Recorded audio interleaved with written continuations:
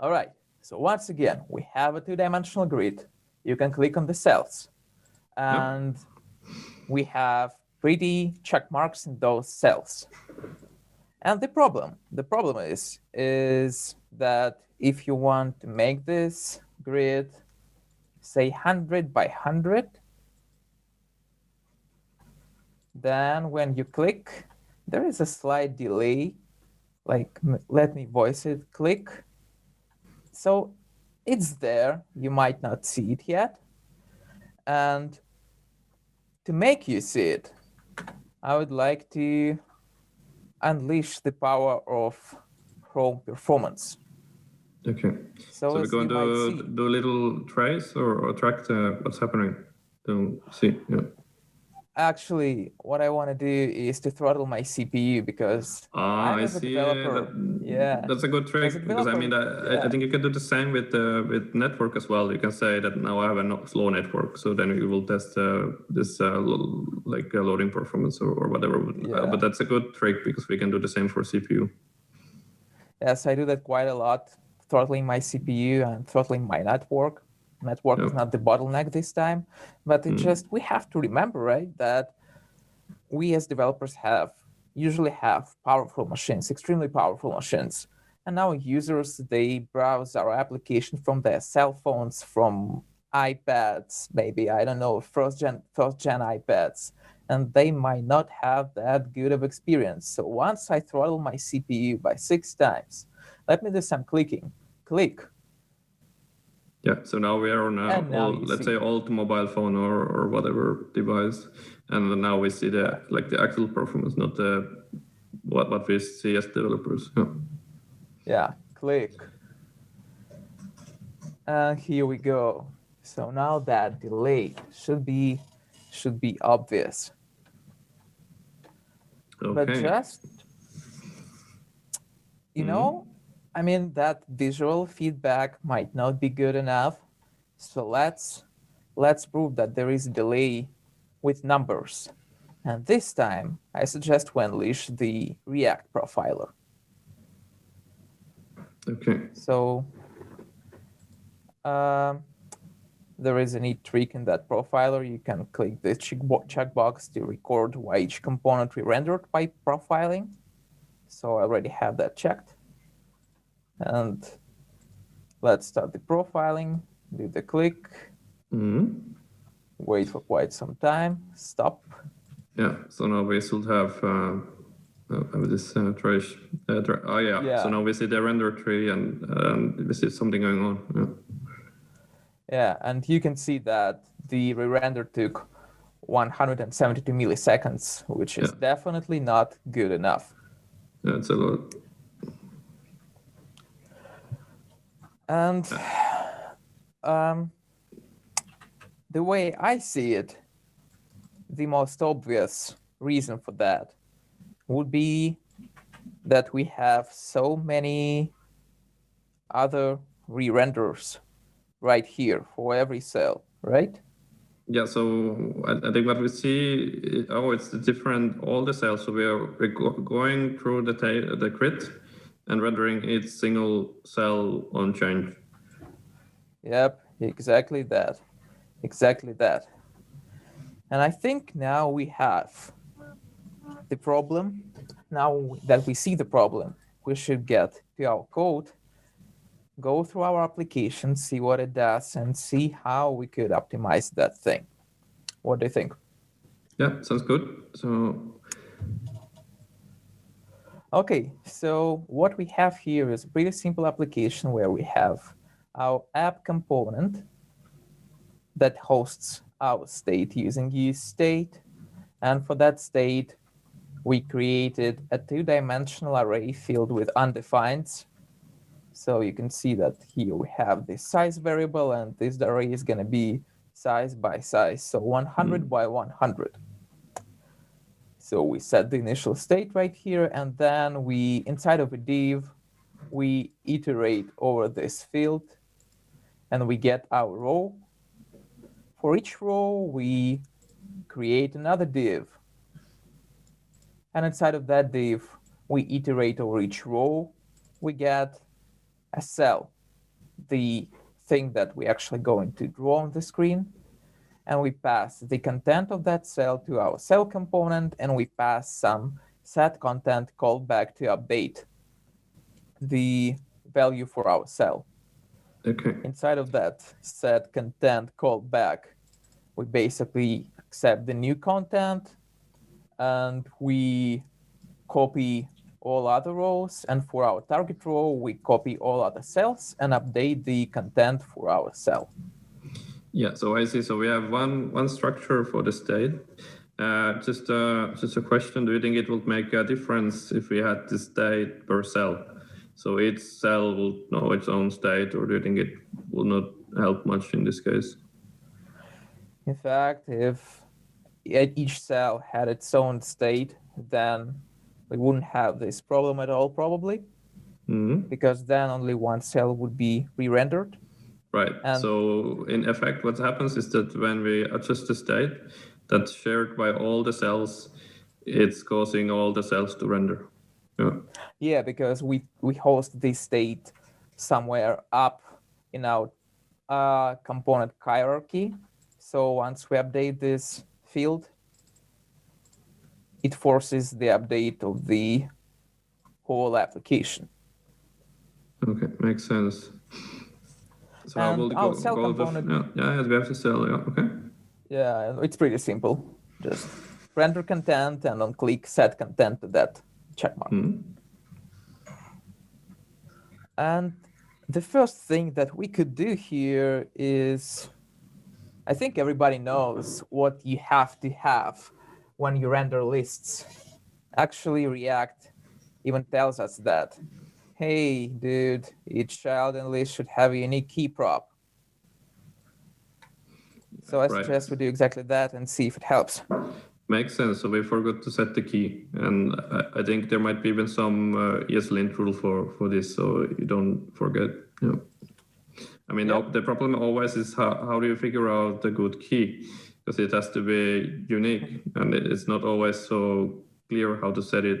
And usually it's just some ID. If you have IDs in data, then it makes maybe sense to use IDs for keys.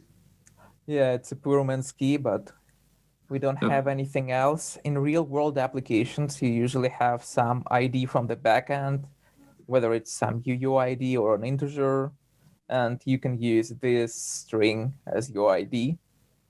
So now once we have that, I don't think we actually need that 100 by 100 field anymore. We can always go to our profiler and see how many re-renders we have. What do you think? Yeah, makes sense. So it's a little faster to develop. Yeah.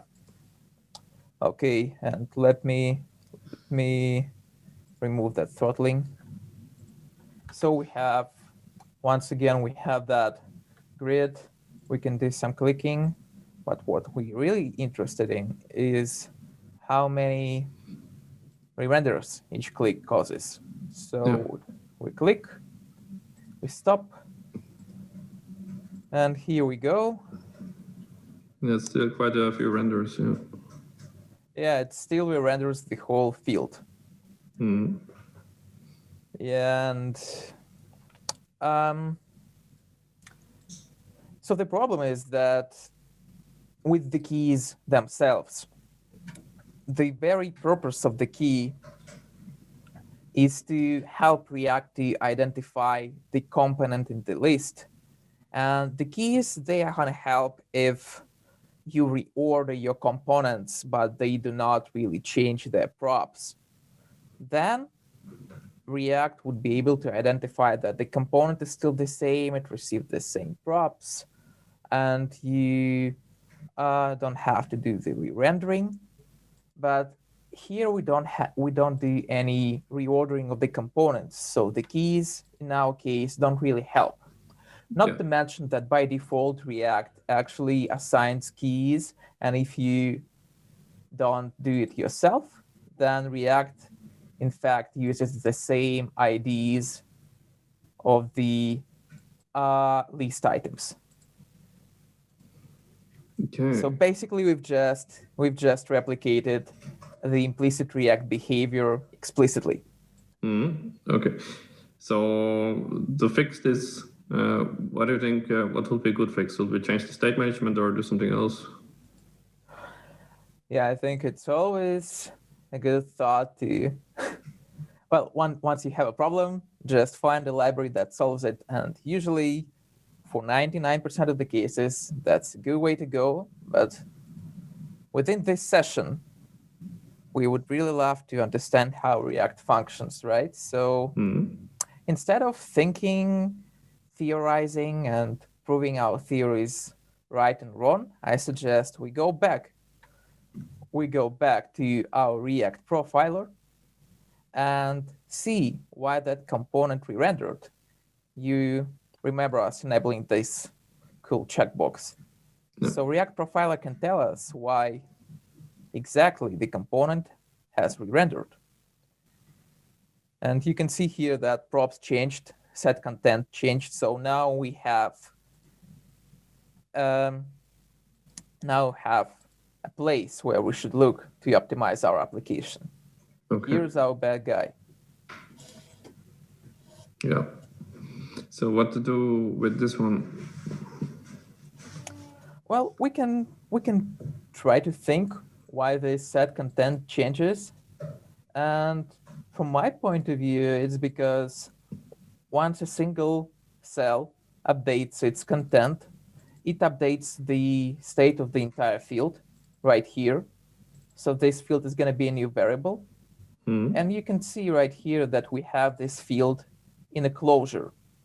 So every cell is going to have a new set content callback just because this field is in a closure. And once you have a new field, you have to create a bunch of new closures. Okay. So what we can do, we can try to work around that, and we could try to remove that closure. Okay, so we will extract this closure to some other place as a first step or so. This time we can remember that React allows us to update our state in two different ways. You can pass a new value to your set state callback, or actually you can pass a callback, and inside of that callback you're gonna get some old field, the previous state. Okay. And we could use this previous state right here, just like this. And here we go, we just removed the field from the closure. Okay, makes sense. And now we can, yeah, sure, go ahead. Yeah, maybe we can check it out in the browser now that we changed use this callback. It's interesting to see the difference. That's exactly what I was going to propose. So let's start the profiling once again. Click, stop it. Unfortunately, we still have too many re-renders, and it still says that set content is changed. Let's go back. The way I see it is that we still have some closures. We have row index and cell index. So probably we should somehow get rid of those closures as well. Okay. So I think that now our callback should accept row index and cell index as parameters. So now we do not rely on the closures. And our cell component could provide this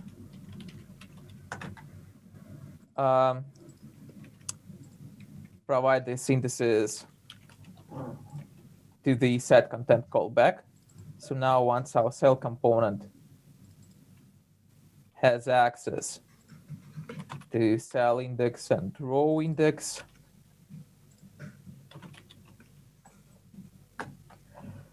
right, so we change the contract of the cell, and then the cell is going to get this as props and pass them back to this callback. Yep. See. So here we go. However, we still iterate over the list, right? So probably we could extract this callback right here. Mm-hmm.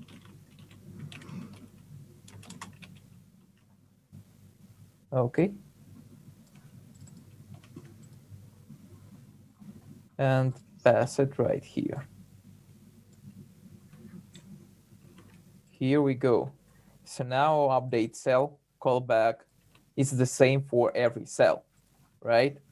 Yeah, and I guess the point is that now if the props change, then it will invalidate. But if the props don't change, then it's not going to invalidate. And I guess we can see in the browser how it goes. Yeah, that's the idea. Let's see how it goes. Just press F5 just to make sure. Start profiling. Click. Stop. Yeah. Still all these re-renders. Still, set content changed. Okay. So if we go back to our app, we can see that when we update our cell right here, we update our field and our app component is re-rendered. And when that component is re-rendered, we are creating a new update cell callback. So React profiler tells us the truth. We indeed create new update cell for every app re-render and pass this new update cell to our cell component. All right, so how to deal with that?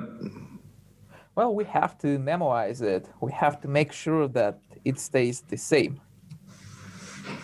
Right, so it's about this identity, yeah, I see.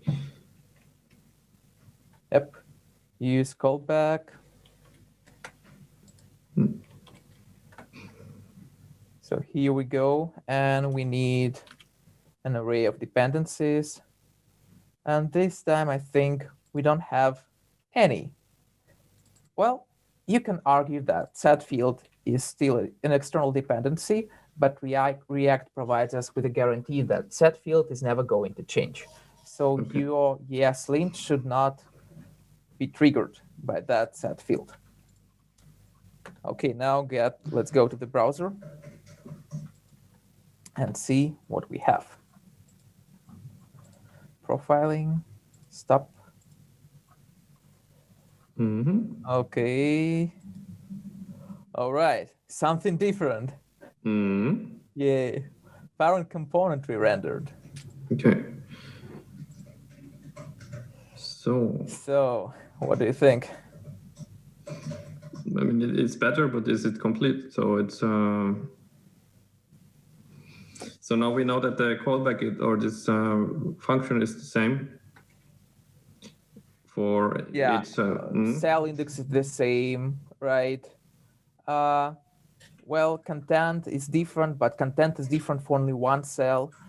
And it's actually one of those optimizations that I would say they're common knowledge.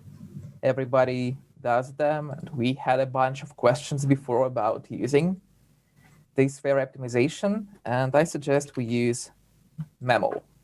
Okay. To memoize our cell component.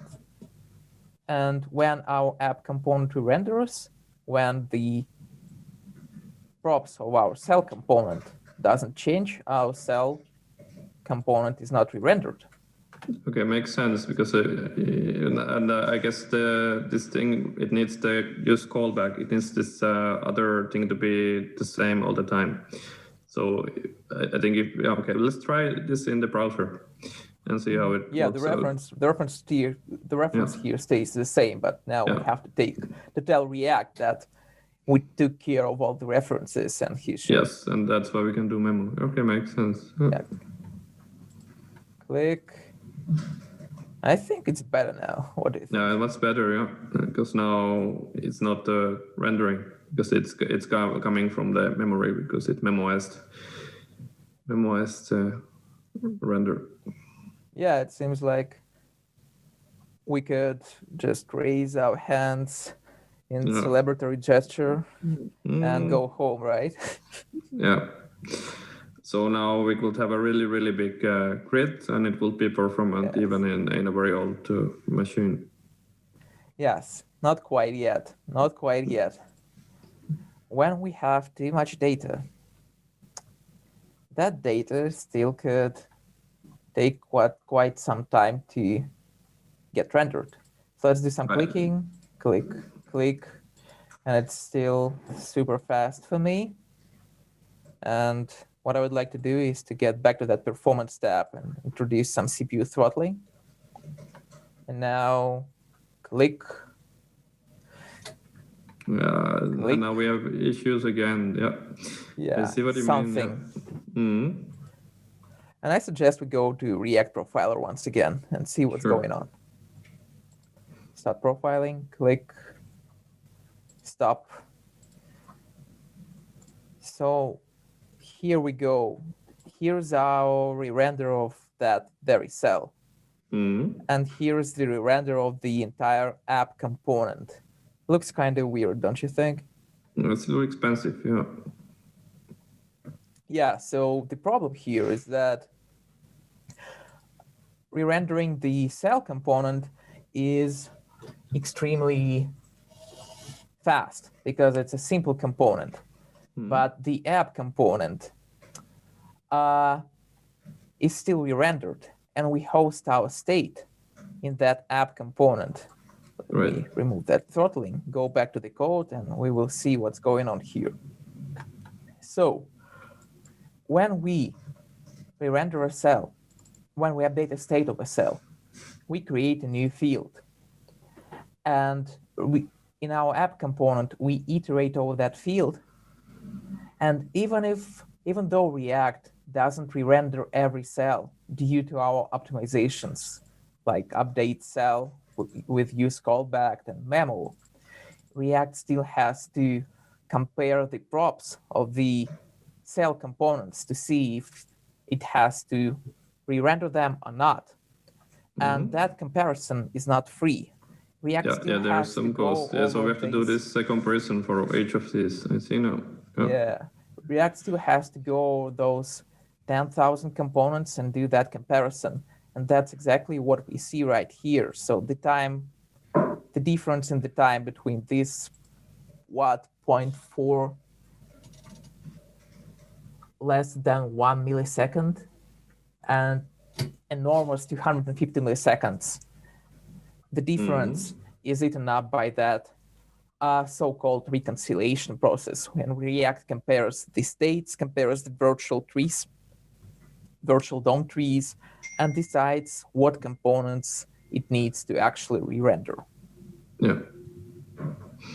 So I guess the question is, can we do the same but with less work for React?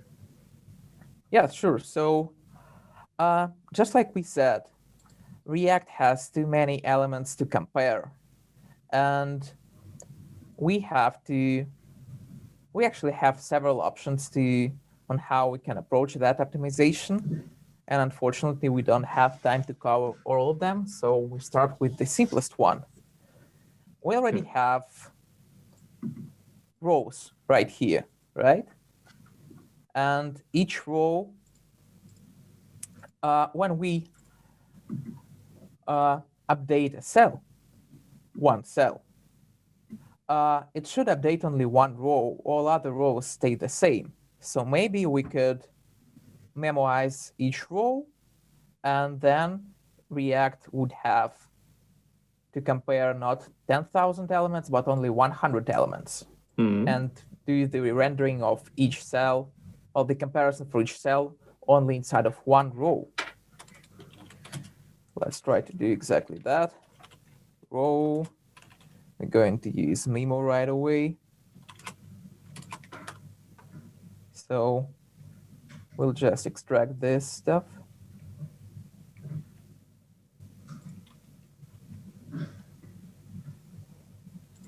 Okay.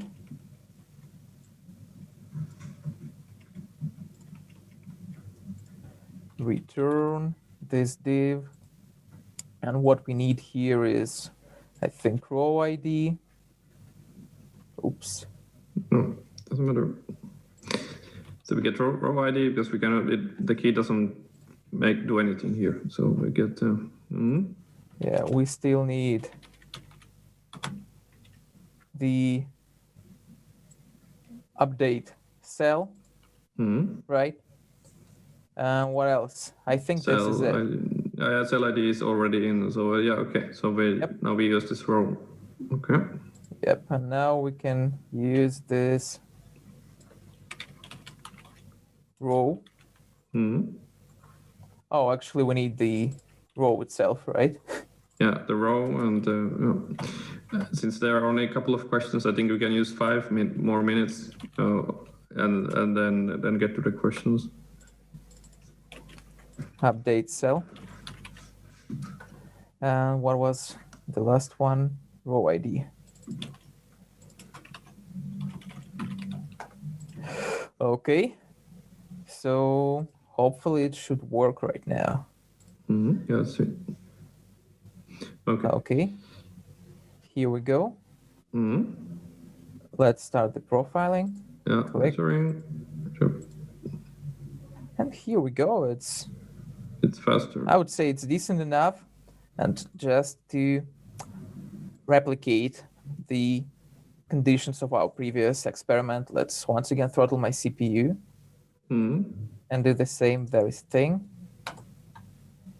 Always remember to match your environment when you do any kind of performance optimizations and benchmarks. So here's what we have with the throttle CPU.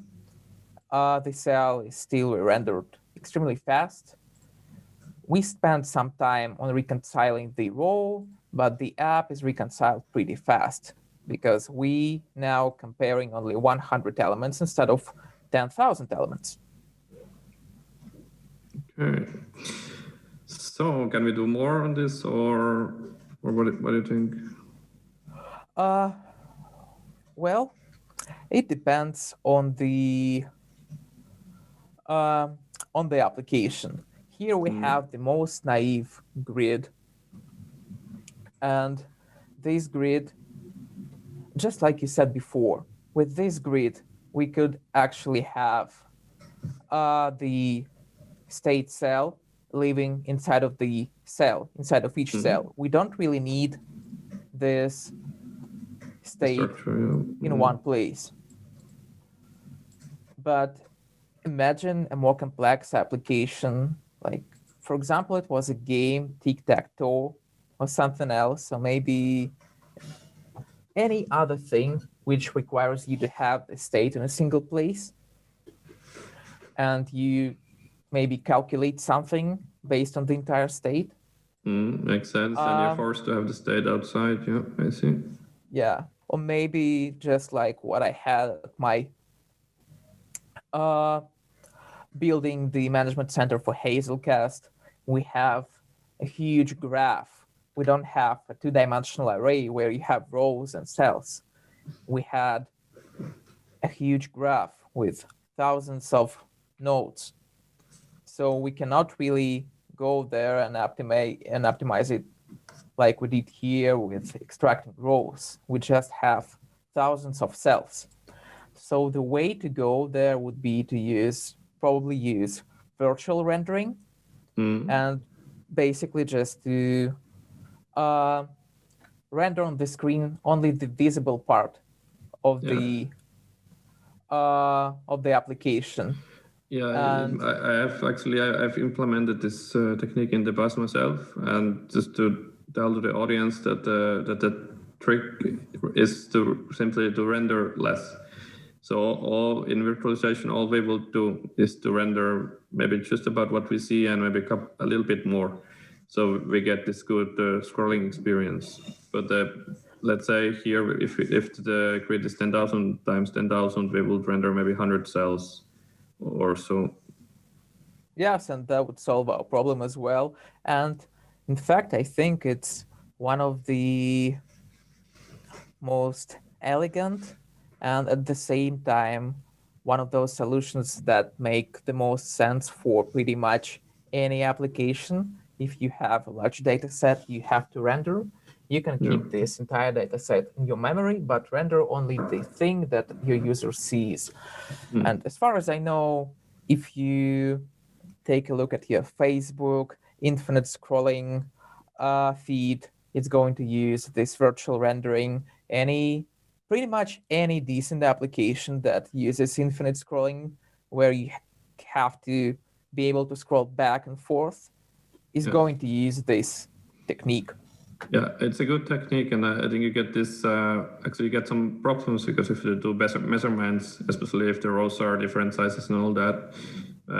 I guess React Window is the most. It's one of the most popular implementations. Which one do you use yourself? You use React Window or something else?